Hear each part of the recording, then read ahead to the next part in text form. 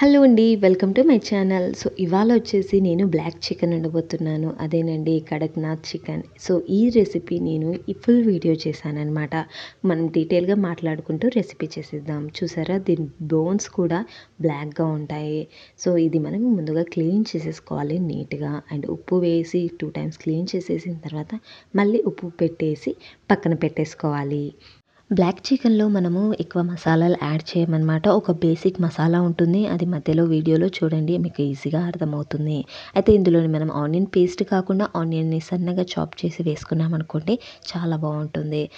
ఈ chopper video కావాలనుకుంటున్నారా? Description బాక్స్‌లో link ఉంటుంది. చెక్ చేయండి. దీని లింక్ కూడా ఉంటుంది చూడండి.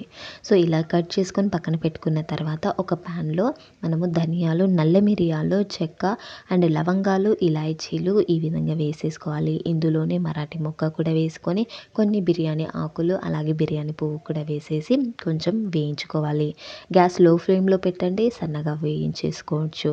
ఇంకా ఇందులోని మెంతులు అండ్ ఎండుమిరపకాయలు అలాగే జీలకర్ర వేసేసి వేగిన తర్వాత లాస్ట్‌లో నువ్వులు, ఎండు కొబ్బరి 2 టేబుల్ స్పూన్ల వరకు వేసేసి ఈ విధంగా కలిపేసి దీన్ని కంప్లీట్‌గా కూల్ అవ్వనివ్వాలి. ఇది ఒకసారి కంప్లీట్‌గా కూల్ అయిన తర్వాత దీన్ని పౌడర్ చేసేసుకుంటే ఈ విధంగా పౌడర్ వస్తుంది. ఈ పౌడర్‌ని మీరు స్టోర్ చేసేసుకొని నాన్ వెజ్ వండినప్పుడు టీ స్పూన్ లేదా హాఫ్ టీ స్పూన్ వరకు వాడుకోవచ్చనమాట. మీరు ఎంతైతే స్పైసీ తింటారో అంతవరకు. సో, కడక్నాథ్ చికెన్ మనం కుక్కర్‌లో కుక్ చేస్తున్నాము. అందుకని కుక్కర్ తీసుకున్నాను. 1 కేజీ వరకు ఉంది కాబట్టి పెద్ద కుక్కర్ తీసుకున్నాను. ఆయిల్ వేసేసి ఆనియన్స్ అండ్ పచ్చిమిరపకాయలు కూడా వేసేసాను. సన్నగా తరిగినాయి కాబట్టి తొందరగా కుక్ అయితాయి.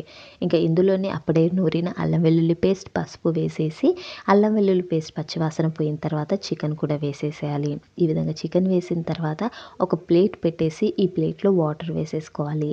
మనం ఈ వాటర్‌కి హీట్ అయ్యేంత వరకు దీని మీదనే ఉంచుతాము. సో, వాటర్ వేడయ్యే వరకు కింద చికెన్ నుండి కూడా వాటర్ వచ్చేస్తుందనమాట. సో, అందుకని ఈ విధంగా చేసుకోవాలి. ఇది చాలా పాత పద్ధతి అండ్ చాలా బావుంటుంది కూడా. సో, ఈ వేడైన వాటర్ అంతా కూడా చికెన్‌లో వేసేసేయాలి. ఈ విధంగా వేసిన తర్వాత ఒకసారి దీన్ని మంచిగా మిక్స్ చేయాలి. ఇంకా వాటర్ ఏమైనా పడితే వేడి నీళ్ళు మాత్రమే యాడ్ చేసేసి మూత పెట్టేసేయండి. ఇంకా ఈ మూత పెట్టిన తర్వాత 6-7 విజిల్స్ లోపే మనకు చికెన్ అనేది ఉడికిపోతుందనమాట.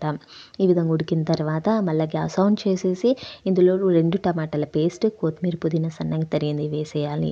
ఇప్పుడు మనం పౌడర్ చేసి పెట్టుకున్న మసాలా కూడా మొత్తం యాడ్ చేసేసేయాలి. మసాలా ఒకసారి వేసిన తర్వాత మిక్స్ చేసేసి కొంచెం సేపు కుక్ చేయనియాలి. ఆ తర్వాత మళ్ళీ ఇందులో కారం తగినంత వరకు వేసేసుకొని మిక్స్ చేసేయాలి. ఇది మసాలా మొత్తం కారం కూడా కుక్ అయిన తర్వాత కొంచెం ఆయిల్ స్ప్రెడ్ అవుతూ ఉంటుంది పైకి. అంటే మన మసాలాలు కుక్ అవుతున్నాయి అన్నమాట. ఇక ఇందులోనే లాస్ట్‌లో కొత్తిమీర, పుదీనా సన్నగా తరిగింది వేసేయాలి. లాస్ట్‌లో ఒక హాఫ్ టీ స్పూన్ వరకు మసాలా పౌడర్ కూడా వేసేసుకున్నాను. ఈ విధంగా ఈ మసాలా వేసేయడం వల్ల ఏంటంటే లాస్ట్‌కి కొంచెం స్మెల్ అనేది చాలా బావుంటుంది. సో, ఈ విధంగా అన్నీ వేసేసిన తర్వాత మన కర్రీ అనేది రెడీ అయిపోయింది. చూసారు కదా ఎంత సింపుల్‌గా రెడీ చేసేసుకున్నామో. అయితే దీనికి కుక్ చేసుకొని తర్వాత మసాలాలు యాడ్ చేయడం వల్ల చాలా బావుంటుంది. మసాలాలన్నీ స్పైసెస్ కూడా బావుంటాయి. టేస్ట్ కూడా చాలా బావుంటుంది.